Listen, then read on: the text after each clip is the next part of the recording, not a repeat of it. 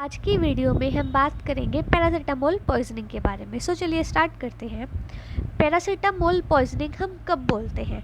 Paracetamol poisoning हम जब बोलते हैं जब बॉडी में इसका जो लेवल है वो 150 mg पर kg से ज़्यादा हो जाए। तो इस बात को समझिए कि 150 mg पर kg कैसे, एक व्यक्ति है जो कि कितने किलो का है, 70 किलो का है।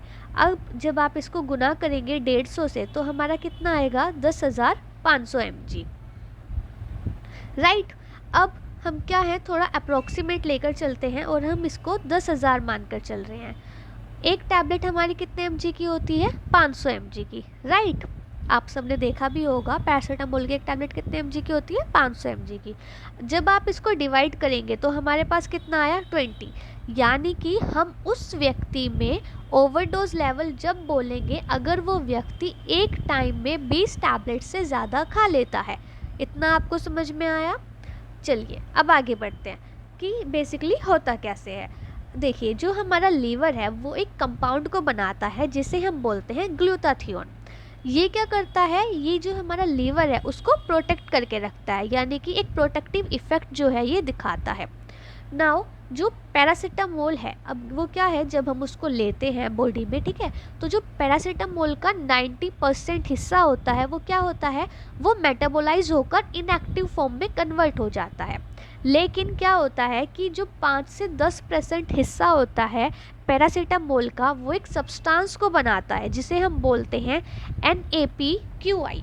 NAPQI का मतलब है N acetyl P benzoquinone imine. ये क्या है, ये एक टॉक्सिक बाई प्रोडक्ट है जो कि बनता है, ठीक है। तो इससे क्या होता है, ये जो सब्सटेंस है ये क्या करेगा, जो हमारा ग्लूटाथियोन है इसके साथ में जा कर के ये बाइंड हो जाता है और ये क्या करता है, जो ग्लूटाथियोन है उसको क्या करता है, उसको सप्रेस, उसको डिस्ट्रॉय करना स्टार्ट कर देता है। और जैसे जैसे ग्लूटाथियोन का लेवल कम होने लगता है वैसे वैसे हमारा लीवर जो है वो डैमेज होना लगता है। बेसिकली क्या चीज़ होती है, जो ग्लूटाथियोन है, दोबारा समझिए, वो क्या है, ये हमारे लीवर को प्रोटेक्ट करके रखता है। अब जो पैरासीटामोल होती है उसका 90% जो हिस्सा है वो मेटाबोलाइज होकर इनएक्टिव फॉर्म में कन्वर्ट हो जाता है, लेकिन उसका 5 से 10% हिस्सा जो होता है वो एक सब्सटेंस को बनाता है जिसे हम बोलते हैं NAPQI। अब ये जो सब्सटेंस है ये क्या करता है, ये ग्लूटाथियोन के साथ में जाकर के रिएक्शन करता है और इसको डिस्ट्रॉय करना स्टार्ट कर देता है। और जैसे जैसे ग्लूटाथियोन का लेवल कम होना स्टार्ट होता है वैसे वैसे जो लीवर है उसका डैमेज होना शुरू हो जाता है। आई होप आपको ये चीज़ क्लियर हो गई होगी। नाउ बात करते हैं कि क्या क्या सिम्टम्स हमें दिखाई देंगे पैरासीटामोल पॉइजनिंग में।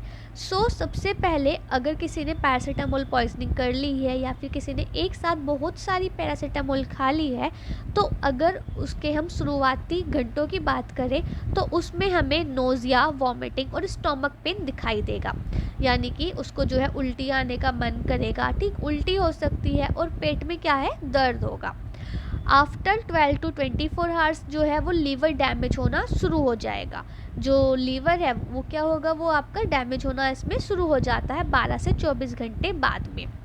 और 2 से 4 दिन बाद में अगर ये चीज़ पता चलती है तो इंसान को जॉइंटिस भी हो सकता है। और in fact most of the cases में देखा गया है कि इंसान को जॉइंटिस हो जाता है।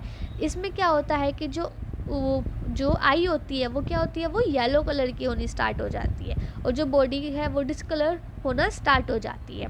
और 3 से 5 दिन बाद जो है टॉक्सिक सब्सटेंस का एक्यूमुलेशन होना स्टार्ट हो जाता है बॉडी में। और ये क्या करता है, ये जो हमारा सेंट्रल नर्वस सिस्टम है, यानी कि हमारी जो ब्रेन और स्पाइनल कॉर्ड होती है उसको इफ़ेक्ट करना शुरू कर देता है और हमारे सेंट्रल नर्वस सिस्टम को डिप्रेस करने का काम ये स्टार्ट कर देता है। अब बात करते हैं कि इसका ट्रीटमेंट कैसे होता है, कि अगर किसी को पैरासीटामोल पॉइजनिंग हो गई है तो उसके बाद में क्या होता है। ट्रीटमेंट के केस में जो है स्टार्टिंग फेज़ में हम क्या करते हैं कि जैसे ही हमारे पास पेशेंट आता है, अगर हमें पता नहीं होता कि इसने कौन सी दवाई ली है, तो उस केस में हम यूनिवर्सल एंटीडोट, हमारा एक्टिवेटेड चारकोल होता है, हम उसको वो देते हैं। और जैसे ही हमें पता चल जाता है कि पॉइजनिंग जो है वो पैरासीटामोल की वजह से है, तो उस केस में इसकी एंटीडोट होती है N-एसिटाइलसिस्टीन और इसको जो है पेशेंट को दिया जाता है। आज की वीडियो में बस इतना ही। होप वीडियो आपको हेल्पफुल लगी होगी। इन केस वीडियो आपको हेल्पफुल लगे या फिर कुछ भी आपको इसमें यूज़फुल लगे तो प्लीज़ वीडियो को लाइक कीजिएगा। चैनल पर नए हैं तो चैनल को सब्सक्राइब कीजिएगा। Thank you.